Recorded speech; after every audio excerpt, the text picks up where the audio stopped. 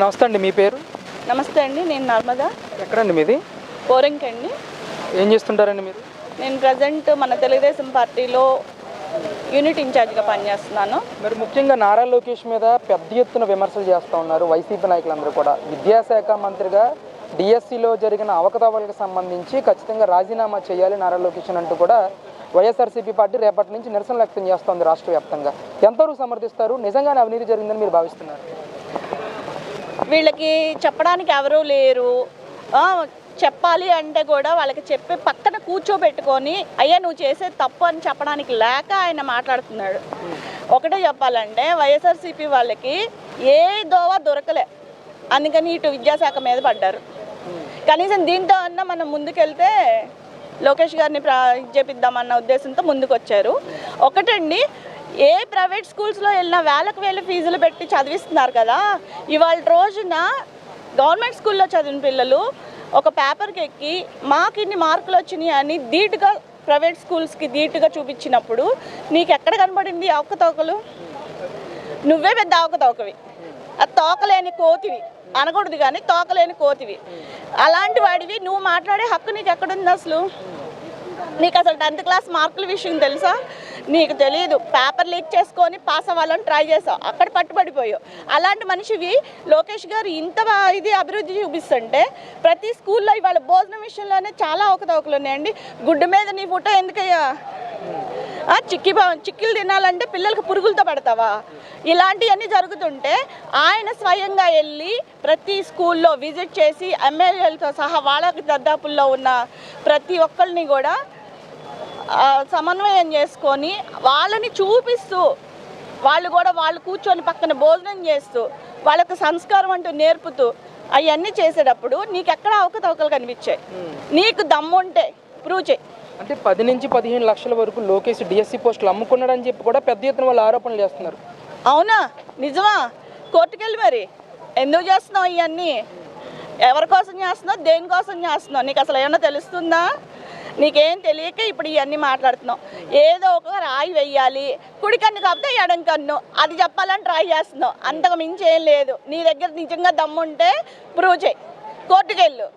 నువ్వు ప్రూవ్ చేయగలనా నేను ఇది తప్పు అని అంటే కనుక అప్పుడు లోకేష్ గారు ఎవరు చెప్పకుండా చేస్తారు ఆ పని. అంటే ముఖ్యంగా సెంట్రల్కి సంబంధించి నీట్ ఎగ్జామ్లో అవినీతి జరిగిందని ధర్మేంద్ర ప్రధాన్ గారిని రాజీనామా చేయించడం పట్టుబట్టారు అందరూ కూడా.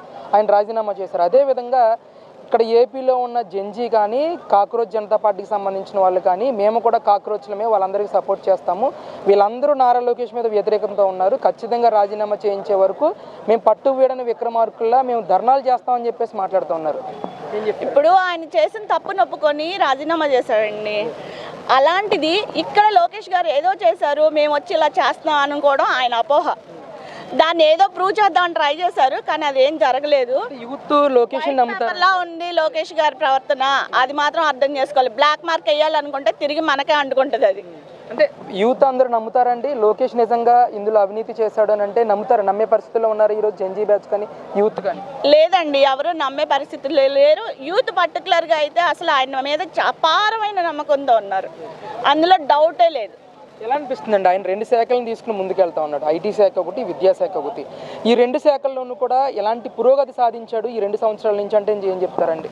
టీచర్స్ చాలా సంతోషంగా ఉన్నారండి. గవర్నమెంట్ స్కూల్లో జాబ్ అంటే ఒకప్పుడు గవర్నమెంట్ స్కూల్లో జాబ్ ఏం చేస్తావులే అన్న ఇదిలో ఉండేవాళ్ళు. కానీ వాళ్ళ టీచర్స్ వాళ్ళ ఎడ్యుకేషన్ ఎలా ఉపయోగపడిందంటే వాళ్ళని వాళ్ళు ప్రూవ్ చేసుకుంటున్నారు. అలాంటి ఇది తీసుకొచ్చినప్పుడు లోకేష్ గారి మీద నిందలు వేయడానికి వాళ్ళకి అసలు అర్హత లేదు. ఇంకొకటి ఏంటంటే యూత్ అన్న వాళ్ళు పర్టికులర్గా నమ్ముతున్నారు. ఎందుకంటే రేపొద్దున్న వీళ్ళు తీసుకొచ్చిన ఏ విషయానికైనా వాళ్ళకి ఒక భవిష్యత్తు కనబడుతుంది. సో వాళ్ళు నమ్ముతారు. డెవలప్మెంట్ పరంగా ఎలా ఉందండి? అసలు రాష్ట్ర వ్యాప్తంగా కూటమి పాలన వచ్చి 2 సంవత్సరాలు దాటుతూ ఉంది. డెవలప్మెంట్ పరంగా కానీ సంక్షేమ పరంగా కానీ ఏ విధంగా ముందుకెళ్తున్నారంటారు? సంతృప్తిగా ఉన్నారా ప్రజలు? సంక్షేమ పథకాల్లోకి వస్తే అండి, ఫస్ట్ ఆఫ్ ఆల్ నేను చెప్పాలనుకుంది ఏంటంటే వీళ్ళకి పెన్షన్స్ ఇస్తున్నారు. ఆ పెన్షన్స్ విషయంలో ఈయన ఏం చేశాడు? 4 విడతలు ఇస్తాను, 2 విడతలు ఇస్తాను అని చెప్పి దాన్ని కూడా పూర్తిగా ఇవ్వలేకపోయారు. అది ఎట్ ఏ టైం ఒక్కసారి మనం 4,000 1000 రూపాయలు పెంచి 4,000 ఇస్తున్నాం. దానికి తోడు వికలాంగులు అయితే 6,000 అన్నారు. టోటల్ మంచం మీద ఉన్న వాళ్ళకి 15,000 ఇస్తున్నారు. నువ్వే రోజన్నా చేసావా? నీ సంక్షేమ పథకాల్లో నవరత్నాలు పెట్టావుగా, అందులో ఏదైనా కంప్లీట్గా జరిగిందా? ఒక ఇంట్లో పిల్లలు 2 ఉన్నా, 4 ఉన్నా, 5 ఉన్నా ఇవాళ రోజున తల్లికి వందనం పడింది. అది అభివృద్ధి కాదా? వాళ్ళు 5 ఉన్నా, 6 పడింది, కానీ నువ్వు ఇంటికి ఒక్కళ్ళకే ఇచ్చావు. అదే మింత పోకట నాకు అర్థం కావట్లేదు. అంటే ఒకటి చదువుకోవాలి, ఇంకొకటి కూలికి పోవాలా? అలా మాట్లాడడం కరెక్టేనా? మరి అలాంటివన్నీ పెట్టుకొని ఎందుకంటే ఇక్కడ టీడీపీ పార్టీని ఇది చేయాలని చూస్తున్నారు. వైసీపీ వాళ్ళు వచ్చి నిందలేసేస్తే దానికి మచ్చ అంటుకోదు, కడిగిన ముచ్చంలో మళ్ళీ బయటకు వస్తాం. మేము అదే చేస్తున్నాం. ఇవాళ రోజున టీడీపీ తరఫున చెప్పాలంటే ప్రతి కార్యకర్త కూడా, మా లోకేష్ గారేంటి, చంద్రబాబు గారేంటి, ఇవాళ ఏ పని చేస్తున్నా కానీ వాళ్ళందరూ కూడా కడిగిన ముచ్చాలే.